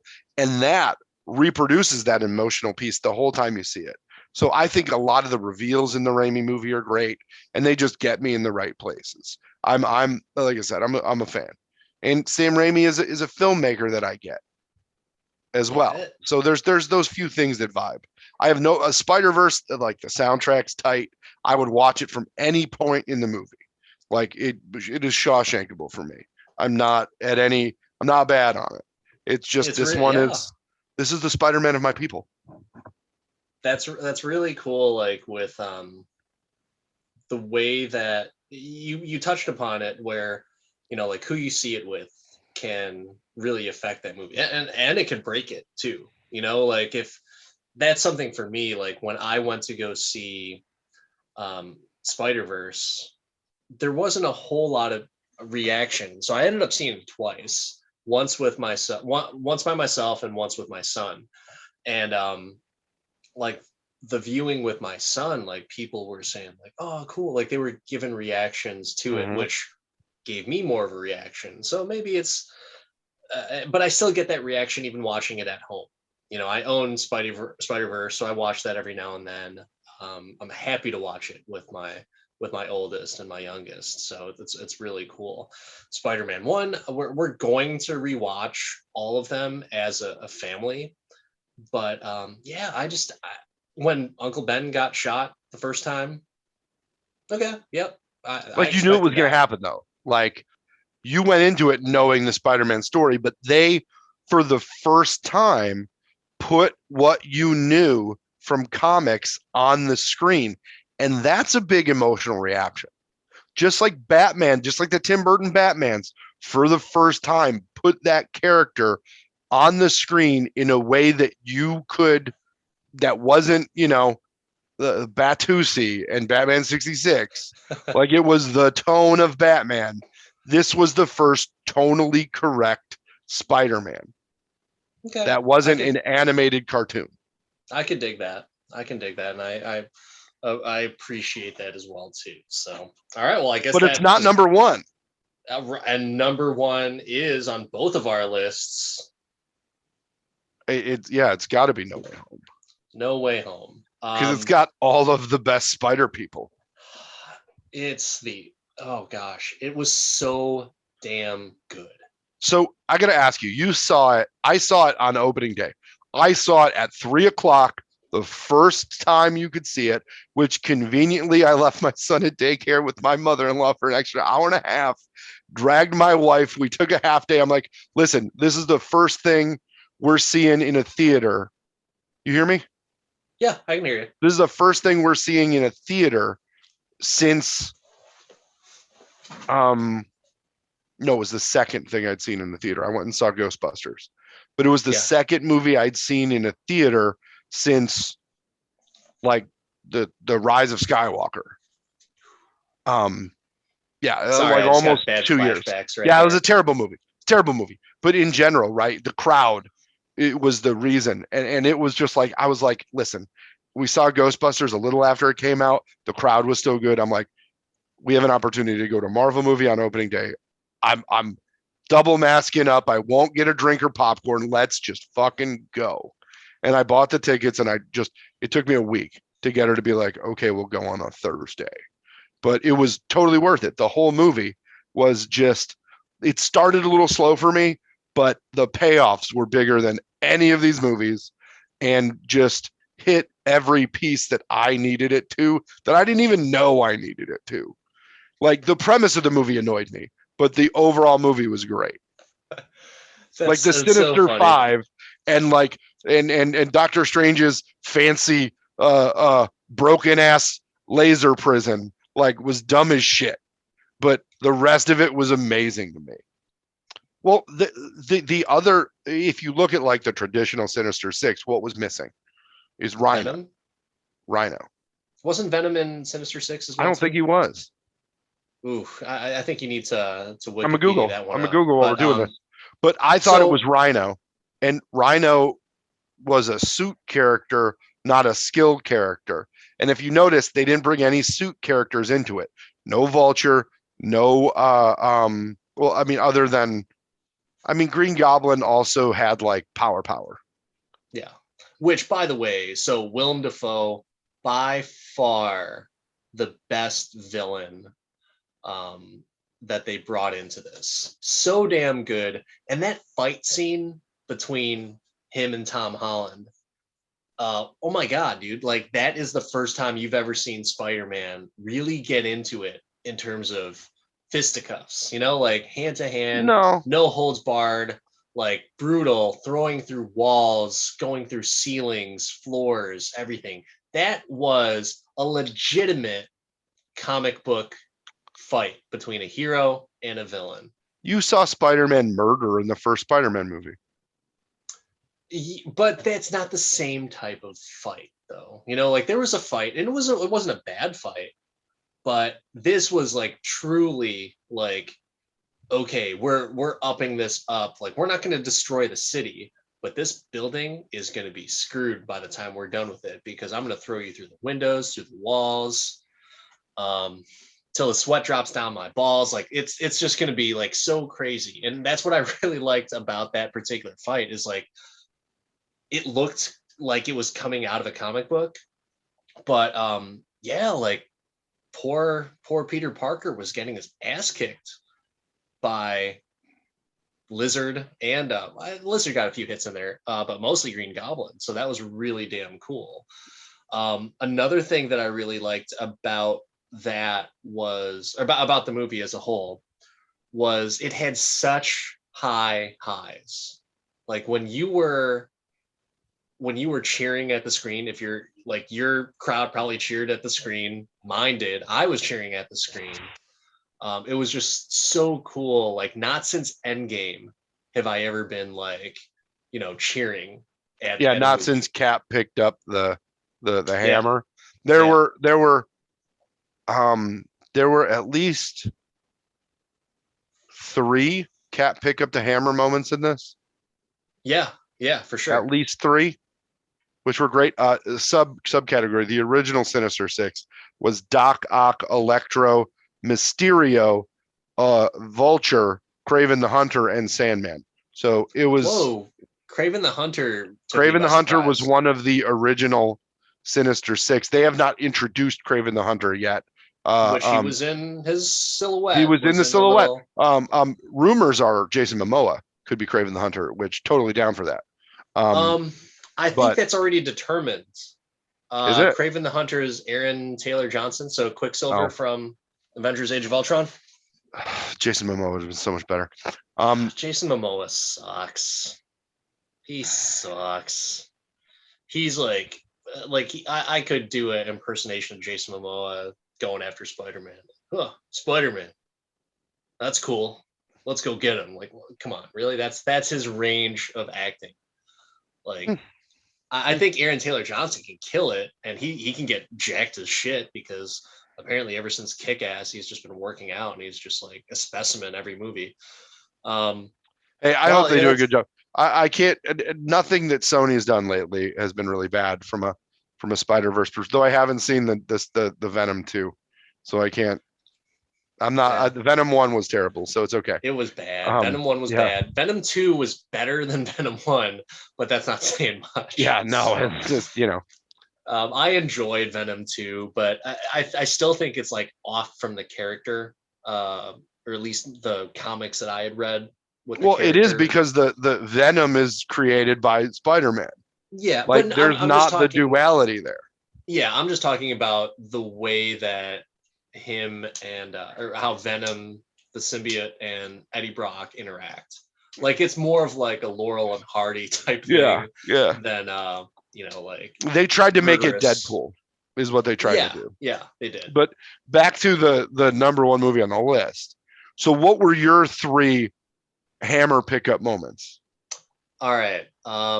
So you had Garfield coming through the portal. Yes. I'll say Toby coming through the portal, but it wasn't for me. Oh, it was for me. It really wasn't. It was cool. I was like, don't fuck with me, movie. If Toby's not here, I'm going to be really pissed. And then the 3 Spider-Men swinging into battle with each other, where that cool little instance where I can't remember who did what, but they all land a little different. They did a different cover. Not even the landing. They jump out and then they swing on each other's webs through everything. So that was such a cool interaction. Like they played off of each other so well, the characters did, that like, all right, I'm gonna swing off of your web and it's gonna look fucking badass, and we're gonna go kick the shit out of Electro, which is a lot cooler. That wasn't my 3. My 3 was Garfield saving Zendaya. That too. Okay, so there's 4 for me then, and my theater. So that was awesome. Mm-hmm. That was such a good scene. If he wasn't the one that did it, I was gonna be mad. But there were also so many good Easter egg jokes. Yes. Like it was amazing. It was amazing. Have this back thing, it's this. Oh, that was so great. And that's a reference to like him almost not doing Spider-Man 3. And coincidentally, Jake Gyllenhaal stepping in. That was 2. Well, I think that was Spider-Man 2. Either way, it was a thing where Jake Gyllenhaal was like prepped to replace him, which would have absolutely ruined Far From Home. Because Jake Gyllenhaal was amazing in that movie. We both agree. But yeah, no, that joke, the meme that became reality, the Peter, that was just like, what? But I think the best part of the movie for me, the part of the movie where I like grabbed my wife's leg and I was like, holy shit, they're gonna do that. Oh my God, they're gonna do that, is when they killed Marissa Tomei, which they were gonna kill somebody. They were gonna kill Ned, they were gonna kill MJ, they were gonna kill Aunt May. They were gonna kill, or they were gonna kill Happy. They're gonna kill somebody. But the fact that they killed her and they dropped the line, I was like, oh my God, she's gonna say the thing.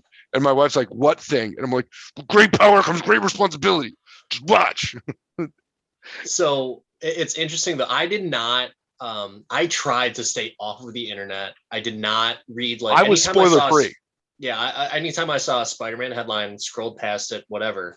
But unfortunately, like I saw like a few things, like I knew the other Spider-Men were going to be in Yeah, it that was like because common knowledge.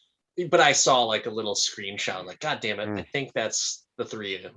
But one of the things that I wasn't aware of, and I didn't know about it until after the fact, that the dumbasses, or I'm sorry, the dumbass that did the score for the movie, one of the titles of the songs or the scores or whatever was May Dies.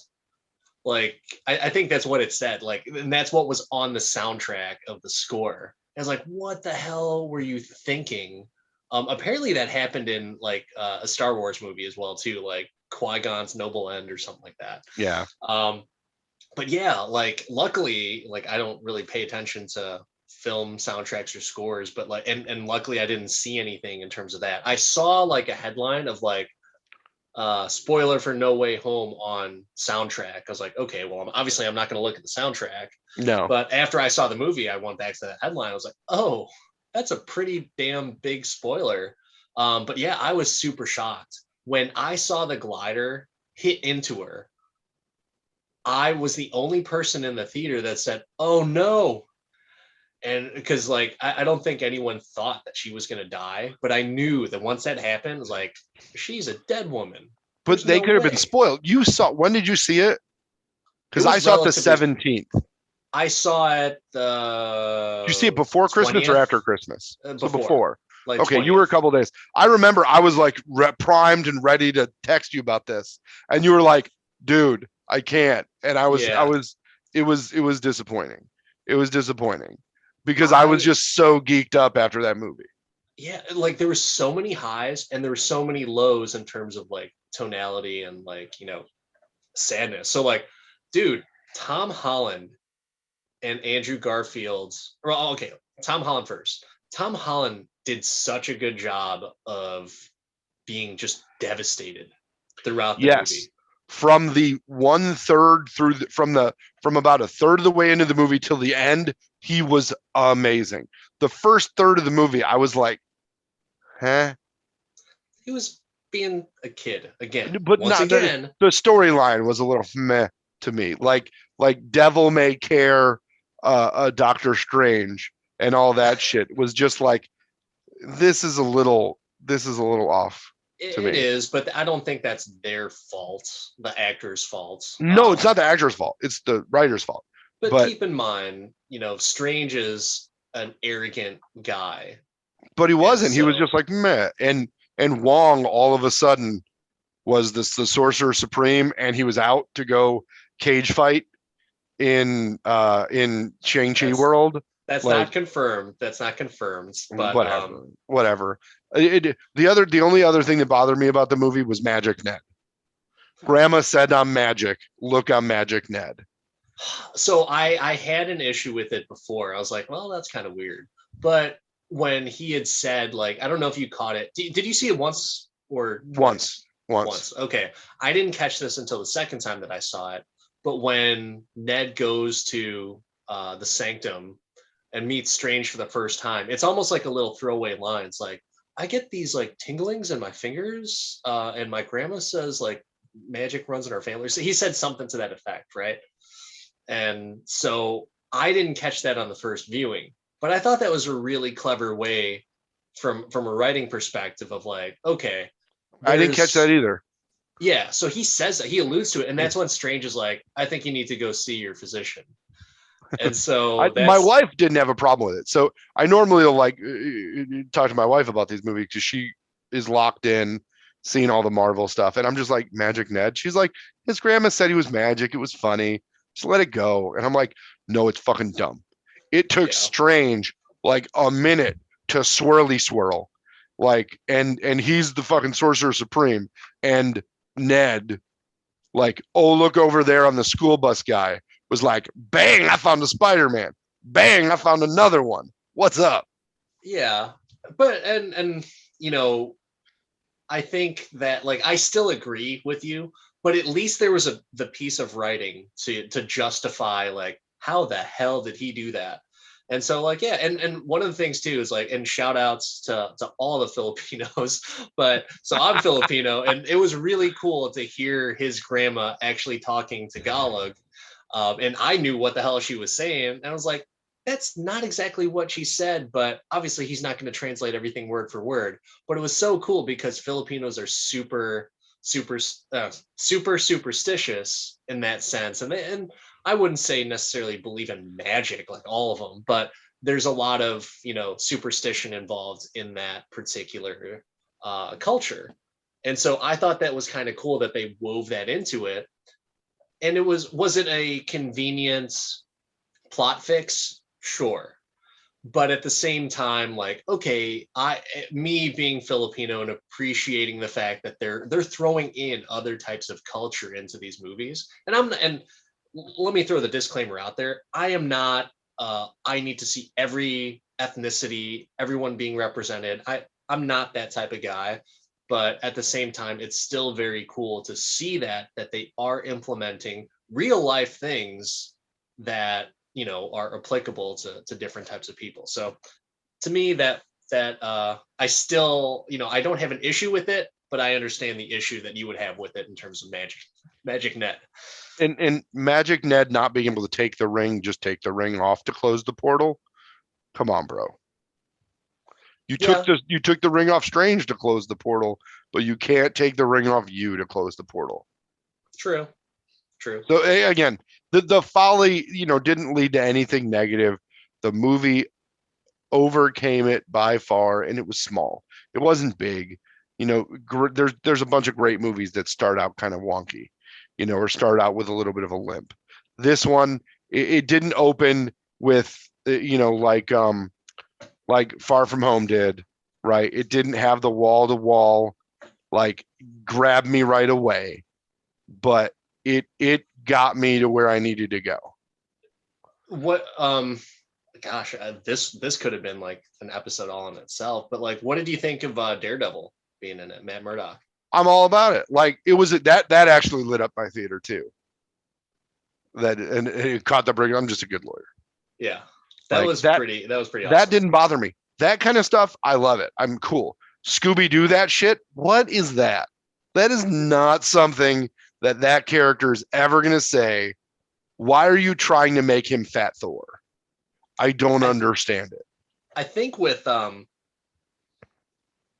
first, I don't know if it's the first third, but they needed to. I think they painted themselves in a corner with the previous movie. It's like, okay, he's Peter Parker, because that was just resolved.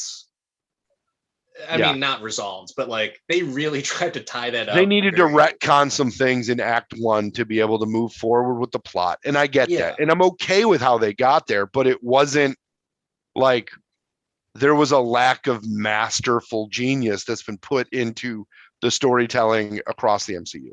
I almost think that Matt Murdock was wasted. That cameo was wasted a little bit. I think that they're integrating those characters slowly but surely, because they threw Kingpin into Hawkeye. You've got Matt Murdock out there now. You got the Daredevil. You've set your guy. Like I think they're gonna put these people in the plain sight, and whatever the next Avengers level event is, they're gonna be able to bring them all in. Yeah. They're gonna be able to roll call. They did such a masterful job, and I think that's the reason why I put this as my number one, is that highest of highs, lowest of lows, multiple, right?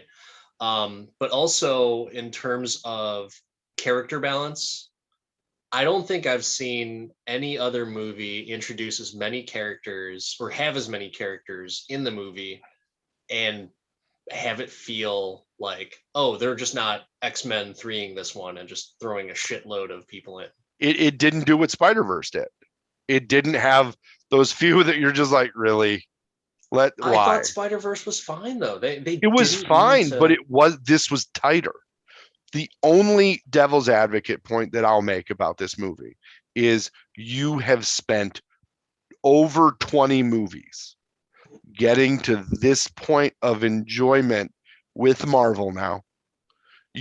There's been at least 5 to 7 movies where you've built a really love and appreciation for this Spider-Man and Happy and the rest of the thing, right? There's a lot of fan service to the writing. I'm a fan. I loved it. But this is one of those movies that I don't think it would stand alone as well as Into the Spider-Verse, Spider-Man, Amazing Spider-Man. I don't know if it's the first movie I've watched, if I show it to my in-laws, that they're going to have anywhere near the appreciation for the movie as we do, which is what is the only reason I feel bad putting it at number 1. It's number 1 for me. But as a film, I don't know if it does enough lead up. There's no explanation. There's none. If that's the case, and I totally get where you're coming from. If that's the case, though, because I agree with your number 1. Obviously, it's my number 1 too.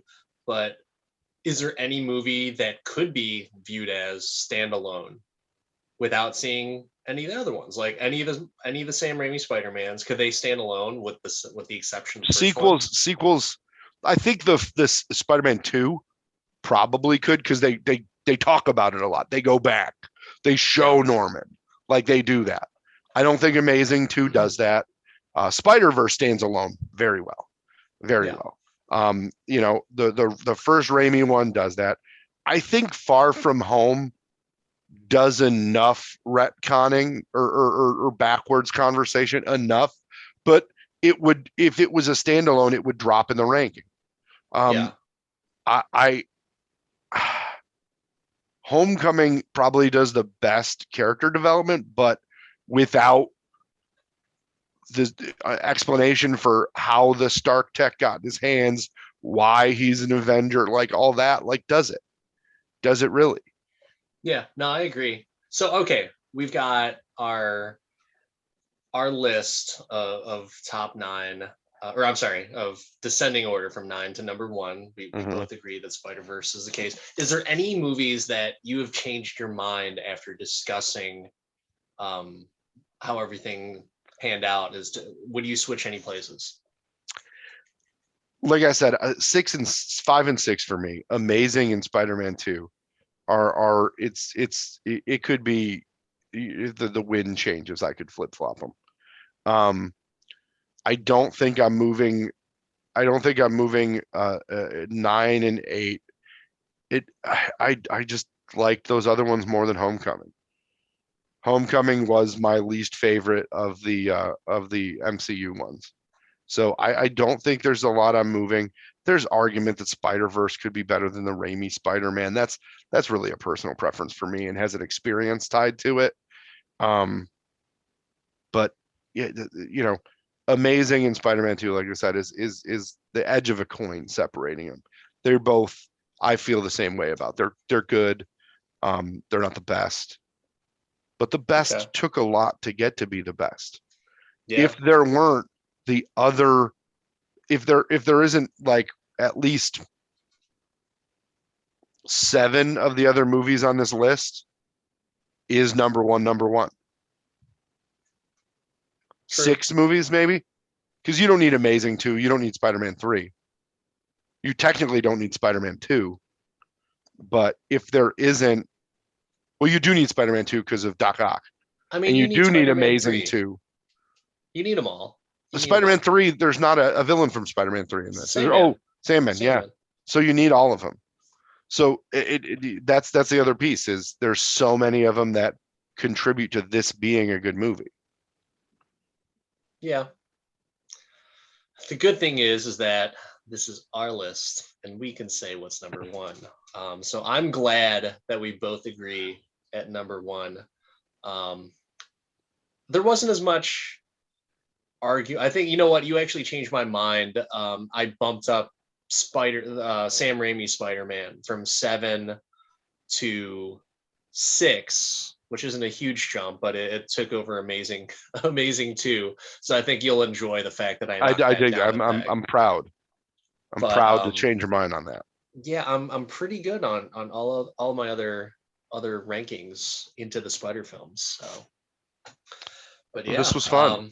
yeah, man, I had a good time, and I don't think there's anyone else that I would rather have geeked out on and traveled into the Spider films with. So, Mark, thank you, sir. Appreciate you. I know it's getting late. We probably have to either get some sleep or get ready for work for the next day. But no, man, until next time, hopefully we'll be able to do something else, another type of topic. Who knows? Maybe it'll be, I'll venture into darkness with Star Trek or something. But I Dude, don't you got to know. watch some Ghostbusters movies.